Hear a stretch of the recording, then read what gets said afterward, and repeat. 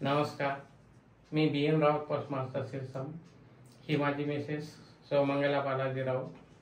हिला डोळ्याचा मोतीबिंदूचा आजार झाला होता, दोन्ही डोळ्याला.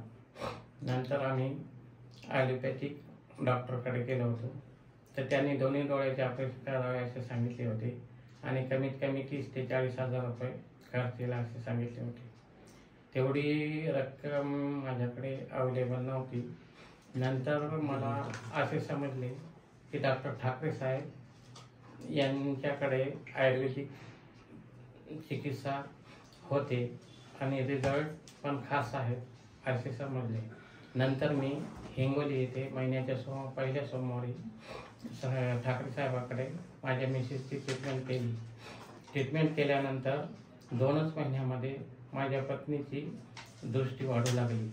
नंतर मी डॉक्टर ठाकरे साहेब सर यांनी सांगितल्याप्रमाणे 6 महिन्याची ट्रीटमेंट घेतली आणि आता माझ्या मिसेसची दोन्ही डोळ्याची दृष्टी पूर्णपणे आलेली आहे.